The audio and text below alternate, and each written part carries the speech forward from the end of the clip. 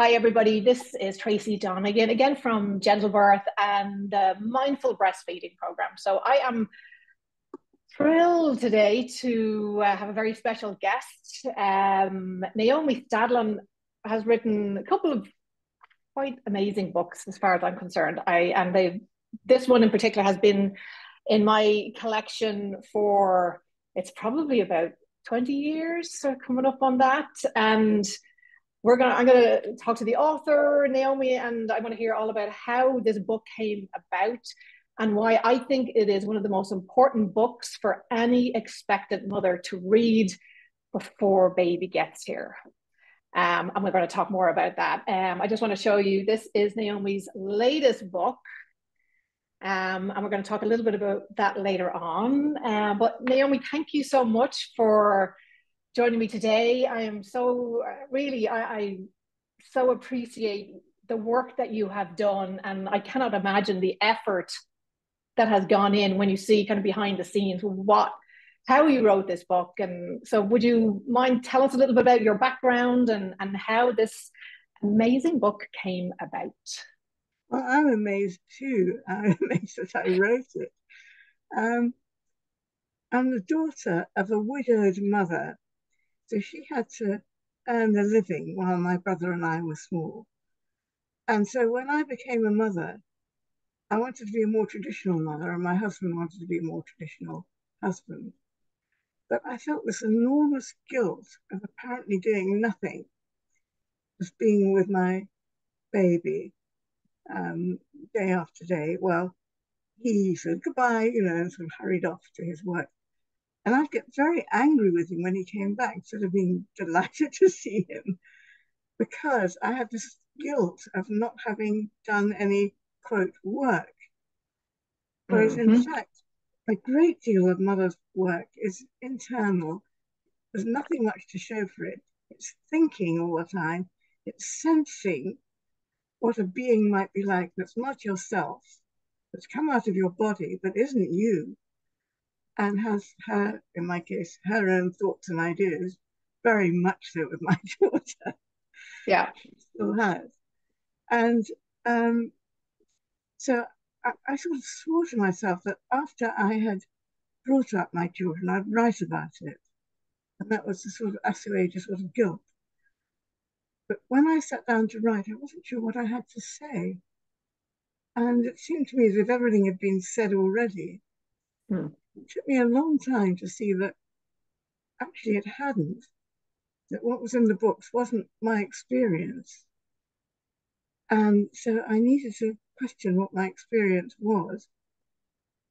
And then I had a piece of good luck because I worked with Janet Velasquez, who set up the Active Birth Centre. And she said to me, would I like to be her breastfeeding counsellor? And I said, yes, and I was. And then she suddenly came along. She's putting on her cardigan. She's got one arm in and one arm out. And she said, would you like to set up a group for mothers for them to talk? She said, I haven't time to do it. That was a sort of exciting moment in my life because that's exactly what I wanted to do. And I owe her a lot. And she got some mothers to come along. And we all met in her basement.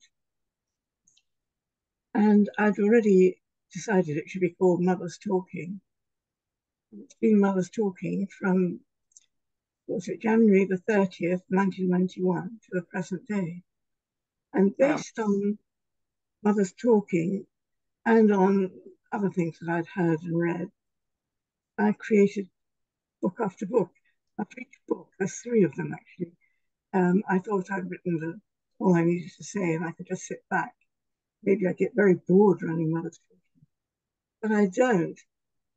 If I had the energy, I'd probably write a fourth book on mothering because people are saying such interesting things.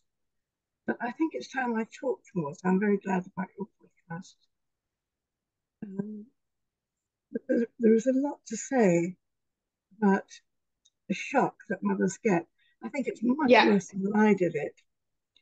When I became a mother, there was no such thing as maternity leave.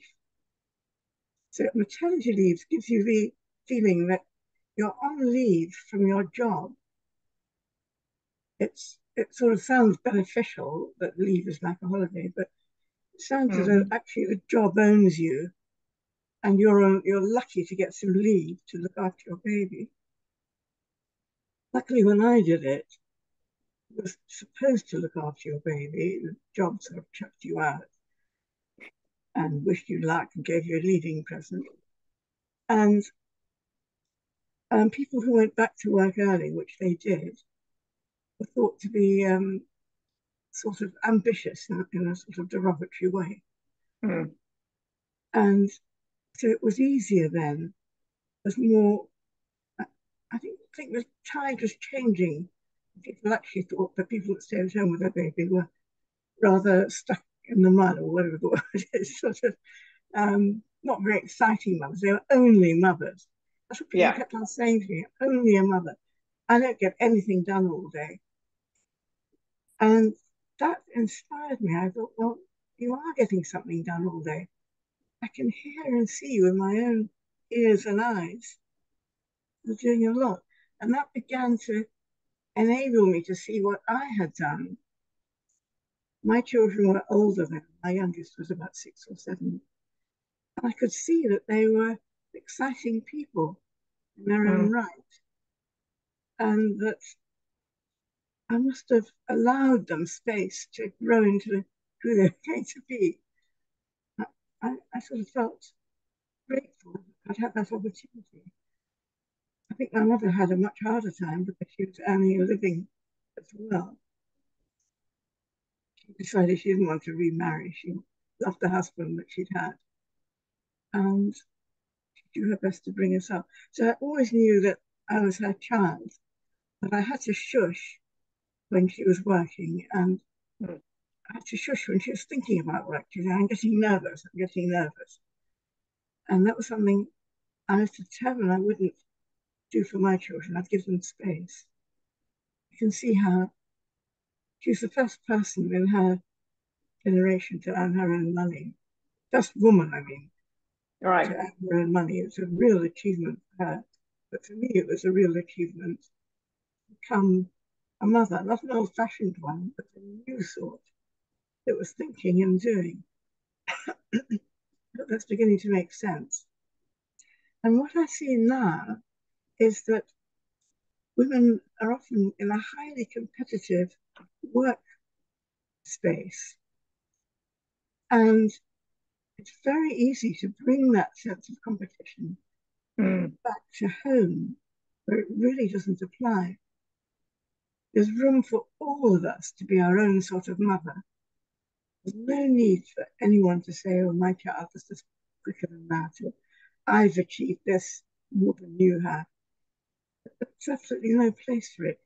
In traditional mothering, mothers have been very supportive of one another, as I far was as I about can to gather. ask you that. Do you think this competitive motherhood is it? Do you think it is born out of women being in the workplace and taking that attitude back home that it's a dog eat dog world and offense is the best defense? Do you think that's so? I guess did it in like my grandmother's time, it wouldn't have been a competition of, and it's not even a competition of our what our milestones that our children have achieved. There's also this competition of who is suffering the most, who is the most exhausted, and like what I in your book when you talk about there's all these negative language around pathologizing mothering, and there's no kind of positive aspects to it. Like there's the overbearing mother or the psychotic or whatever, but there's no opposite to talk about mothering in a really positive light. So we've kind of adopted that kind of attitude to mothering. Do you think that? What do you think on? Yeah. No, I think that's spot on, Tracy. um, the nice words about mothering are all very vague, like warm-hearted. Well, anyone can be warm-hearted, not just a woman. Whereas the negative words about mothering are very specific, like you said, overbearing, um, too involved with her baby, too distant from her baby, not able to connect to her baby. there's hundreds of very specific words, and um, there's almost no specific words that a mother can do that gets it right, which I think is very daunting if you're a mother. So I partly wrote What Mothers Do to encourage mothers to invent some words, to invent some really nice words which endorsed what mothers are doing. It's quite difficult because a lot of Yeah. what mothers are doing is thinking. They're not just thinking, am I doing the right thing? They're thinking, what consequences will this have for my child in 5 or 10 years' time? And that's very complicated thinking. Yeah, and it's like no wonder we're exhausted all the time. This is what we're pondering. It's not just what are we having for dinner or writing the grocery list. It's yeah, you're and you discussed it so well in your book about how we are raising we are raising these people that we are sending out into the world, into our collective society. So we want them to be to contribute to society and be loving. And but it's yeah we're kind of gone so far from that to forget that, I guess, the collective mothering, that we all want to produce this society that is gentle, that is compassionate. And it begins in the home, begins with how we mother our babies. But when we're taught that mothering can be replaced by anyone else, and that anyone can fill that role, especially we're hearing more these days that anyone can be a mother, and mother, even the word, the a definition of it seems to be being changing. But that we're just, and when you see women talking about their a baby who is maybe has needs a little bit more support, that we're pitying that mother and think well, if you were lucky and you got a good baby, that we're these identities even that we put onto our babies. And I was talking recently about a breastfeeding article that came out, and it was about how some midwives will refer to the baby as, when it's getting breastfeeding going, as a little piranha, and giving them these personalities that might be really disruptive to that mother baby relationship, when this new mother is a kind of a clean slate, and we want to help her learn and introduce herself and learn about her baby without these external voices telling us how we should think about these little ones that have come into our lives to teach us a lot. Yeah, well, you've made some very good points, Tracy. When you say anyone can be a mother, that's a lie, isn't it? It's not true at It all. is. People can act in for the mother, and sometimes they have to, but it's disruptive to the baby, and I'm not quite sure what it does to the baby's later development. But as a baby, all of us, have got acclimatized to our mother's heartbeat, her rhythm of doing things, her voice, and after we're born, her smell is very strong in the baby. And if that gets interrupted and the baby has to get used to a lot of other people, it's very hard work for the baby. It's not the same as just having one mother. I think that comes up when the baby grows into a child and wants to have close relationships with people. It's harder if you've had to spread out with lots of people from the start. Whereas if you've got to know your mother well, I'm not sure for how long it counts, but certainly for a mother to sort of get the understanding of you, because mothers take a lot of trouble trying to understand their baby, Yeah. and that's where so much of the energy goes. Then that person is in a much better position to connect to their friends. They're sort of warm and dependable. And they stick up for their friends in a very argumentative way. They're sort of brave. Yeah. They've got some courage from feeling that their first intimate relationship with their mother, the mother has understood them and let them be. Mm. And I think what people get from the workplace is that appearances count so much. And the shock of being at home with a baby is that appearances count for nothing. I've been a breastfeeding counsellor, and I can tell people that if I go to a house which is absolutely pristine, I know that that mother's probably taken a lot of trouble to keep her house pristine, but is scared of breastfeeding her baby, and there's a little bit of a problem there which we have to tackle. Yeah. Appearances aren't what And they seem.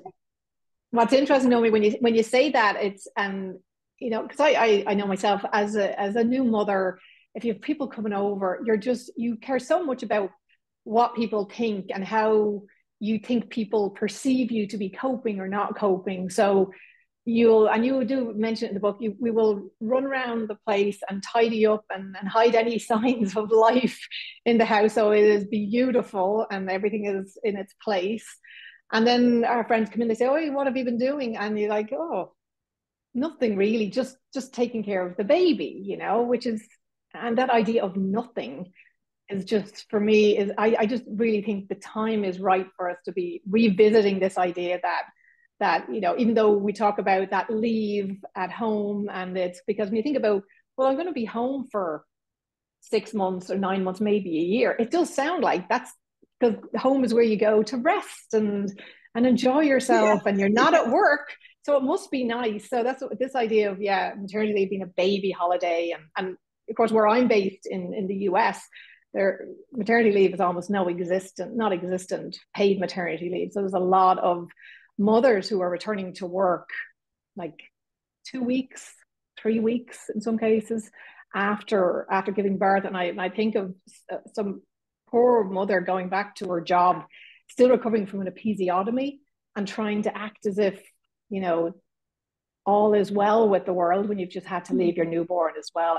I just feel like we just really do not respect mothers, and we say all the right things and we talk a good talk, but at like basic level, the supports for women around the world are just, we thought we had gained so much, but I feel like motherhood is that last bastion of that's kind of holding out. And I think that we really need to kind of change that conversation, or at least have that conversation with these new mothers who are now sitting at home thinking, like, and in a state of shock as well in those early days where you're really questioning everything, your identity and your relationship with your partner. It's what what would you suggest for if you were sitting down and you had to give a new mother one piece of advice that, you know, she's going to give birth in the next month or so, if you could impart one piece of wisdom to her, what would that be?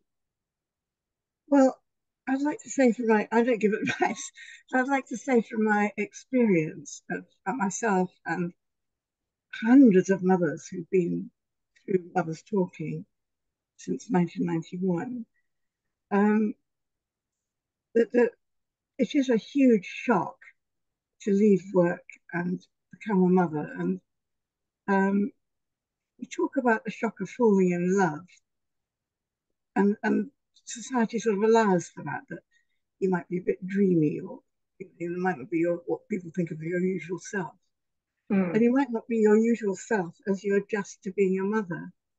You might feel as if you've been sent flying, sort of lost your bearings. That's actually a very good sign. It's a very, very good sign. Um, it's very disorientating and it's very difficult. And it feels as if your ship is sort of rocking and you sort of standing on board, um, trying to get an mm, even keel. And in the end, I've seen mother after mother get there. And the nice thing is that when they've gone through this really difficult phase, I can't say how long because it varies from one person to another. When they get through, I can tell they've got through because they reassure newer mothers. mm, They say, oh, don't worry, it'll pass.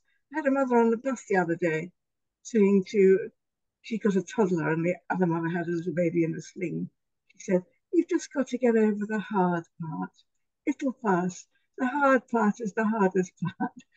Yeah. And I could tell that she had come through something. So when a mother comes through, she's reached a shore, a different country, which other Mm. people may not have trodden, so they might not understand her. She's What usually happens is that the mother has to understand a little bit about her baby and make sense of her baby, learn um, what her baby needs and how to comfort her baby, because her baby's just as shocked as she is. And but the baby doesn't know, can't think in words the way we can, so it's much harder for a baby to process what's going on. Um, and bit by bit, what mothers do is that they notice things about their babies that aren't in the textbook. Mm. And this is really exciting. They're learning how we start. For example, you and I, and I'm sure your listeners, know what a hole is. I think you've got something, a sort of board with holes in it behind you, Yes. Casey. Yes. Well, you don't have to even try. Exactly. You don't have to put your hand through to make sure it's a hole. Yeah. Babies do. They study it, and then at the minute they get the chance, they touch it and put their hand through. But at what age do they do that? At what age do they learn that they know what a hole is and they've grasped it? It's a really subtle learning, and that's just a tiny speck of what they learn. So mothers are at the forefront of science, Mm. and mothers are much too humble. They say, "Oh well, I'm only speaking for myself. I can't really speak for what every mother feels." But speaking for yourself is fine. Must be done, and Yeah. you can compare notes with other mothers.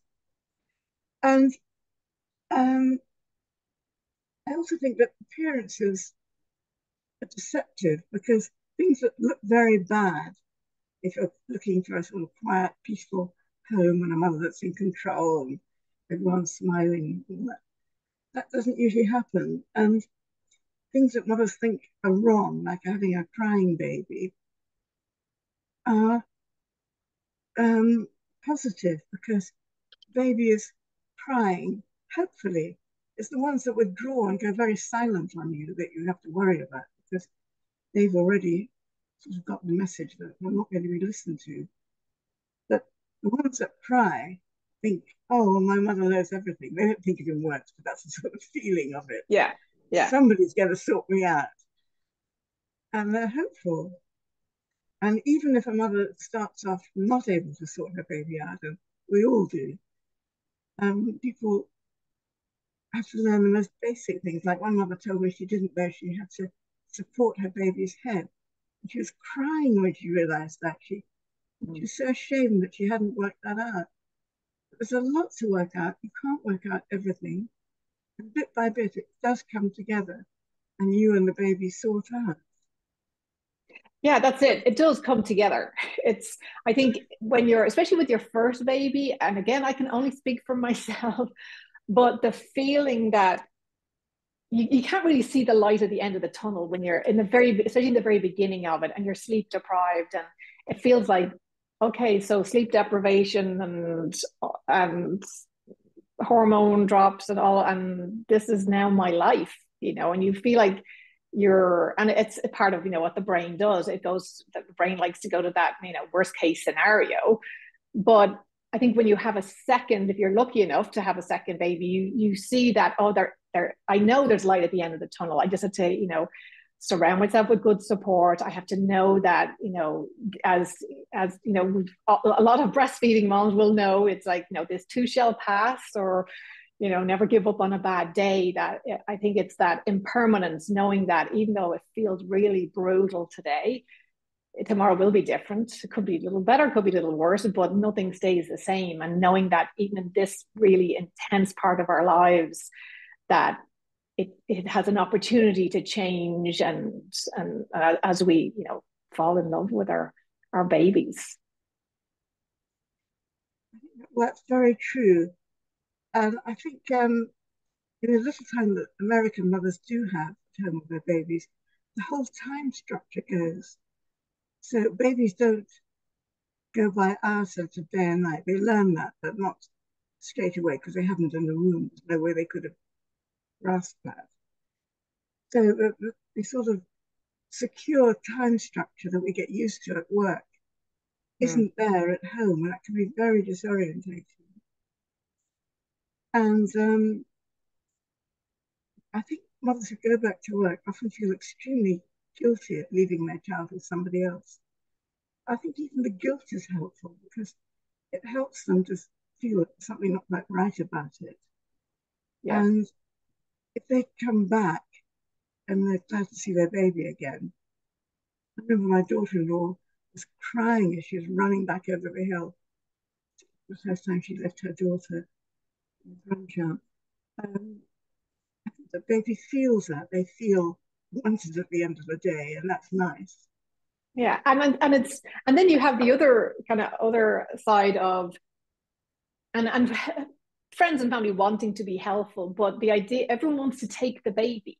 It's like, no, so you can have a date night, or so you can go out and have some free time. But there's a lot of moms that don't want to be away from their baby, and that's an absolutely normal biological response to really feel that draw to your baby. That and I know like people can come across as rude. It's like, no, but I'll let me take you and you go and have a nice meal. It's like, okay, well, we're going to go out and we're just going to talk about the baby the whole time. So it's really like defeating the purpose. Those people that are trying to be helpful are probably remembering times when they were dying to go out, but it's probably with an older baby where Yes. you do feel a bit sort of, well, I've done my bit now kind of thing. Mm. Um, at the beginning, I think some people override that mothering instinct and think they must have nights out with the girls. And Yeah. this is seen as normal. And you're supposed to be emancipated from your baby in some way, liberated. That's supposed to be the done thing. But that goes against a deep motherly feeling.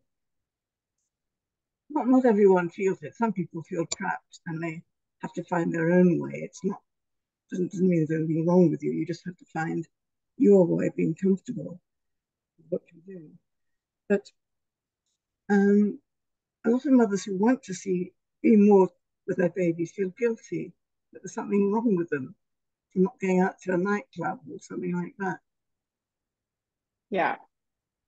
And And, that, no, I was just going to say I think it's nice that we can kind of normalize this idea of if you want to be with your baby, that's absolutely normal. That you're not, because there is this pressure to, the pressure to get back to normal, or to get back into the skinny jeans and get back to this life that has now completely, changed literally overnight. And to normalize the feelings of you're going to feel confused and overwhelmed and um, unprepared, and instead of this, I think there's so much pressure on us to put on the front of we're yes, coping. And like the British stiff upper lip, it's like we just gotta just keep on keeping on, while women are just like crumbling inside without support, and just trying to to have the perfect Instagram with all these beautifully curated pictures of that just don't fool anybody. But when you're an expectant mom, and you think this is the reality of the beautiful nursery, and everything it looks like it's from an IKEA catalog, and it's all so perfect, and then you're in it and it's so shocking, and you almost feel kind of misled or betrayed in some way, that this thing that was, because there's so much focus on getting ready for the birth, and with the partners as well, we took all the right classes, but you can't we don't really think about the preparation for this, like one of the biggest transitions of your adult life. That where is that class, or that, well, I'm hoping this might be part of it, that those conversations that we're having about what is the reality of the messiness of being a new mother, and but seeing it, reframing it in a way that really is taking back our power as mothers and as women, um, instead of this kind of mothers and women just kind of melting into the background, and we're still not valued as, again, we're creating these little brains for our children. Like, we're responsible. Like, this is a big deal. This little brain is, learning from us every day, and we want them to be healthy and well and well adjusted in our society, but give us the tools to do it. And yes, and I think there's far too much pressure on mothers, not just to go out themselves, but to sort of get their babies out and about and sociable long before they're actually ready for it. And I mean, I don't know what it feels like to be going back to work after 3 weeks or after 3 months. I just had infinite time off, but I know that other mothers find it difficult. It sort of doesn't give you enough space to really relax into motherhood because you know that you're going back. Yeah. But I think the main thing is that you keep some kind of relationship going between you and the baby. And once babies get the hang of you being away all day and coming back in the evening, they hold out. And that can be quite hard because where you, as you say, you come home, you feel the time is your own, your home is yours, and you can relax. Baby often is delighted to see the mother and yes, wants as much of her as can be got into the time available. Yeah, I remember with my second little fella, I was in college at the time, and he would he had no interest in bottles of any sort or cups. We tried all the trick cups and sippy cups, and so he would, when I was in college, and now he was over a year at this point. He was on solids, but he would wouldn't touch the express breast milk because it was coming from a bottle, a cup, whatever, until I got home, and then we would off to bed, and he would kind of nurse for quite a while. To reverse cycling or whatever they called it. It was, yeah, so he was kind of stocking up for his next couple of hours, but I enjoyed it, and it didn't it's more it was than the lovely milk, time. Yeah, it's a reconnection. It's a connection, yeah. It's lovely. Yeah, the yeah, warmth absolutely. of two bodies that love each other. Yes, and have missed each other, yeah. Miss each other. So things can be made up for. I still don't think that American mothers have a good deal. No. And it's feeling guilty or angry. I think that's a very good thing. But also, I just want to say something about doing nothing, because if you're with your baby, it's difficult to sort of put them down and have time away because then they get upset and then you feel bad. So a lot of mothers find that the solution of this intense thinking about their babies is to switch off and just sort of daydream. And they feel guilty about doing it, but I think it's the perfect solution. Your baby probably wants to daydream as well and sort of process impressions and things. And those intense moments can't be done for right round the clock. So the two of you need a bit of time off. And rather than have physical time off, it helps just to sort of separate thought-wise. It's just a very clever way that humans have, I don't know if animals do it, of apparently doing nothing, sort of drifting, but actually relaxing and sort of recouping energy for the next part of intense relationship. Mm-hmm. That makes sense. And I think as well that, being postpartum and having such a huge shift in your life, I think in the beginning for new mothers to recognize that there's going to be a whole lot of changes and shifts going, mentally, physically, emotionally, and even trying to sit and just, turn your brain off as a new mother is really hard.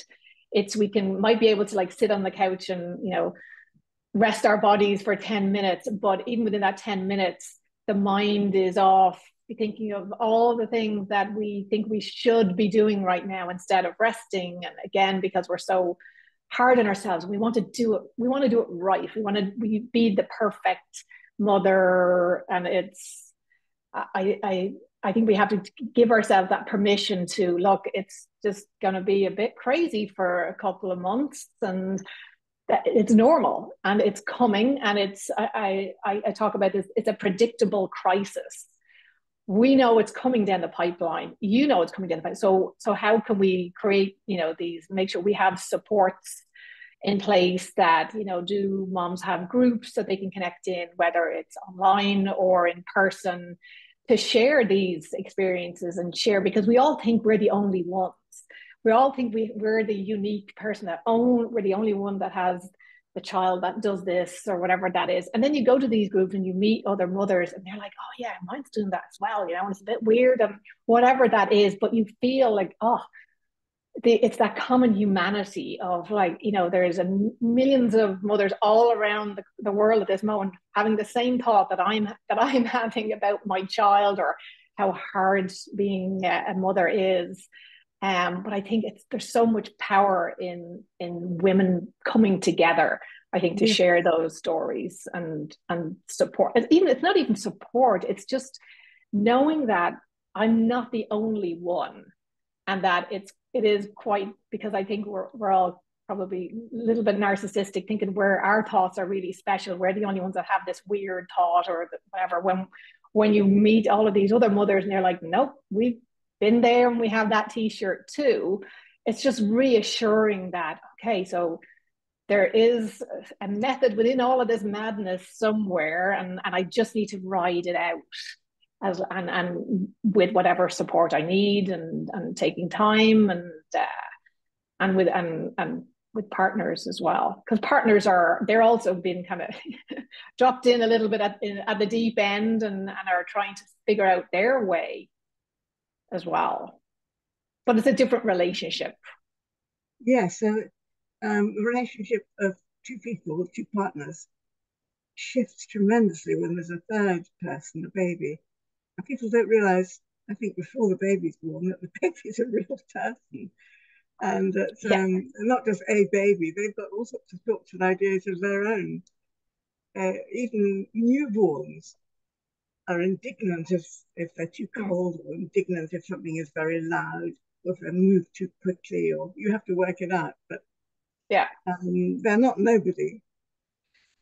I Yeah. think that I think if mothers are wearing the same T-shirt, what's happening is that they're changing the idea of what's normal. That for a mother, various things are normal that wouldn't be normal in a workplace, for example, like not being on clock time for things. I run my mother's talking group, and some mothers arrive late, even though it's an evening meeting.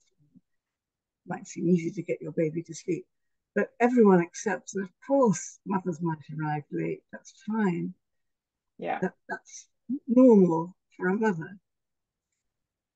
And I think one of the best things that can help expectant mothers is to find a fairly new mother that's in a bit of a muddle, and kind of visit her and see what it's like. And she, seeing the expectant mother, will remember how she thought it would all be different. And it's sort of helpful for both of them to Yeah. realize that um, the mother who's had her baby will probably realize that she's learned quite a lot when she sees how ignorant the expectant mother is. And the expectant mother, um, her eyes will pick up a lot without processing through verbal thought. She just sees things. You're very sensitive when you're expecting, and she'll just notice all kinds of little details that will be useful to her later on, put in her memory bank. I hope that makes Yeah. sense. It does, and it is so rewarding, I think, when you do meet like a new mother who, and you're able to share some little nugget with her that, hang in there, it gets easier, or so that she feels like that she's seen and she's not invisible. Because Yeah, this idea of, well, what did you do all day? And then you're trying to think, well, the day has gone, and like, what did I do? Because our checklist in employment is very different to thinking I didn't even get in the shower today, and then what? And Yeah. then you feel guilty. It's like, well, am I just that inept at managing my time now? And it's like, no, because you were mothering a baby, you're mothering your newborn and this incredible organ in their brain. Um, and they're nurturing their little personalities, and it's yeah, we've we've got a bit of work to do. And it's you mentioned in the book as well about you talk about a baby being generously mothered, and I just love that idea of instead of the other way of thinking, oh, a baby is needy, or but saying that you like if I was thinking as a child I was generously mothered, that it just feels so nurturing, and there was no limit put on the mothering that I could receive. It's powerful, I think. I want to just read, if you wouldn't mind. It's at the very end of your new book, Right. and I'm sure I'm not the first person to say this, but it's a really lovely passage. It's just at the very end. So, if enough of us value our mothering, we will be able to change the prevailing negative attitude we see around us. Whether we are mothers, full time, part time, or mostly employed, each of us has learned on many levels. However, once we are conscious of the irreplaceable value of our mothering, we can present ourselves differently to the human continent. And that enhanced awareness of ourselves is the first step we need to take. The human continent is in denial, but it needs us. So if we decide to, it is we who can bring about a change. Yes. Well, I wrote that because people are constantly complaining about this thing called society. I think we're part of society. We're as vocal as anybody. It's up to us not to hang around and wait for something or somebody to solve our problems. We need to step forward and be bold and brave and say what we've learned and earn our self-respect, the respect that people have for us. I use the word continent because I've been describing how mothers often feel that they're little islands. And yes, perhaps some of the time you are a little island, but you also belong to a huge continent of mothers. And you're both. You can walk from one to the other. So that explains a bit that you read out. It took me Yeah, it's forever to get that passage right. it's beautifully written, and it does. I think as the saying goes, courage calls to courage. If as mothers we can't just keep complaining about how we're being treated, if we're going to allow society and allow ourselves to be treated in a way that's disempowering. So it's really about taking motherhood back, and in a way that's respectful of the mother baby dyad and relationships, and who knows. But we have an opportunity, I think, as mothers to really rewrite that story about what motherhood is and what it means to us. But I think we're on the right track. But I want everyone out I there to be agree. reading this. And Naomi, would you tell us where people can find more about you, your website, and Yes, it's www.naomistadlen.com. And that's got details of my books and the chapter title so you can get an idea of what's inside. right? And something about my psychotherapy practice, my mother's talking practice. I sometimes have people from America join. It's sort of in the middle of their lunchtime, but it can be done. And any events. I'm going to be talking in December and giving a talk called um, uh, "Am I Am I Normal?" It's called "Am I Oh, Normal?" The shock of becoming a mother. right. I think it has become a shock in the way that women never used to leave each other to be shocked like this. That's why women were deprived of working they were sort of looking after each other's children and becoming a mother is enough of a surprise anyway. And I'm sure women wanted to show that they could be different from their own mothers, but they had something to go on. Now mothers go back to work, so the daughters don't see them being mothers, or not very much. Yeah. It's hard. Yes, But it's if mothers accept that it's hard, we're very well educated, we're eloquent, and what we've got ahead of us is a kind of exploration of the field that people don't know much about. It can be an adventure.